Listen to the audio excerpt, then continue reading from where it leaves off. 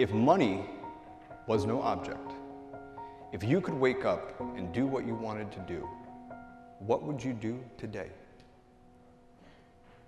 If it didn't matter what majors made the most money, if you didn't have to worry about the pile of bills sitting on your dorm room desk, if you didn't have to worry about the opinions of your friends or your parents, what would you be doing today?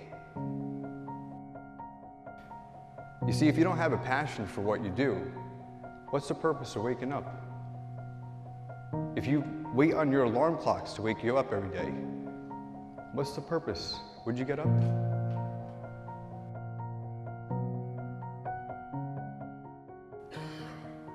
Every day you should have a purpose and you should fuel it with your passion. A lot of you are probably facing a similar decision. Where do you go from here? Graduate college? What's the next step, right? I'm sure you have certain opportunities, most opportunities that a lot of people don't have. But what direction do you go in? The choices you make today, tomorrow, they might affect you for the next year, 5 years, 10 years, or for the rest of your life. There's one exception to this rule. You have to love what you do. You have to have a passion for anything that is a 9 or above. Because the time that's required to make that effectively and efficiently, to make the amount of revenue that's going to keep you content, may be the next 10, 15, 20, 30 years of your life.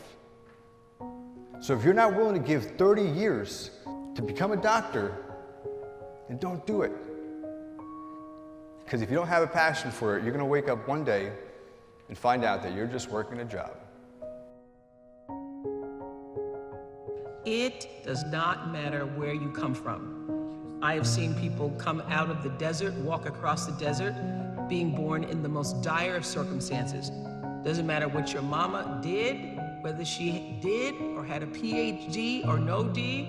What matters is now, this moment, and your willingness to see this moment for what it is, accept it, forgive the past, take responsibility, and move forward. And if you're sitting around waiting on somebody to save you, to fix you, to even help you, you are wasting your time, because only you have the power to take responsibility to move your life forward. And the sooner you get that, the sooner your life gets into gear.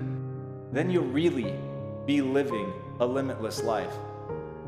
You'll be able to do the things that are important. And as Elon Musk said, if something is important enough, you should try, even if the probable outcome is failure. And that's where most people stop. And this is the one that drives me crazy. And this is the thing about really trying to do something with your life. Yes, you might fail.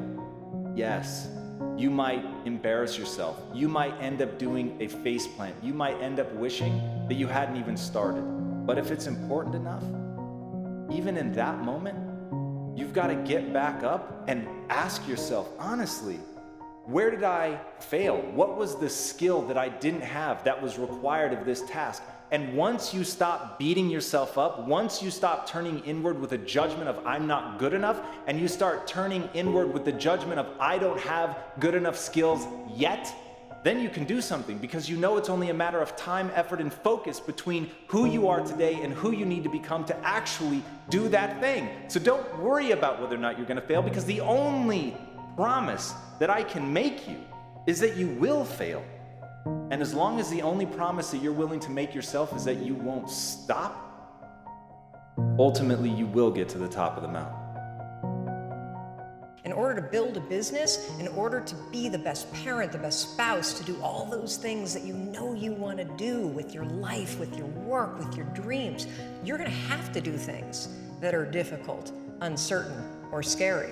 See, Nelson Mandela did it. He just did it not knowing if it were right. Mahatma Gandhi just did it, not knowing if it were right. Mother Teresa just did it, not looking for affirmation or confirmation, is this right?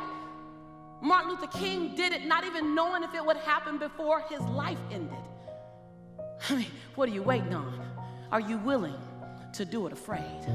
Are you willing to do it knowing that you got so much work to do to get it better, to get it more perfect, but are you willing to do it inside your imperfection? Do you realize that in your imperfection, you're perfect for the job? Without commitment, you'll never start, but more importantly, without consistency, you'll never finish. You're just kind of waiting. You're waiting to get everything in order. You're waiting so that everything is in you, it's together. You're waiting to not be afraid. You're waiting to have the courage. You're waiting to have all the money. You're waiting to lose weight. How about you not wait to get it right? You figure out, how does it look doing it wrong?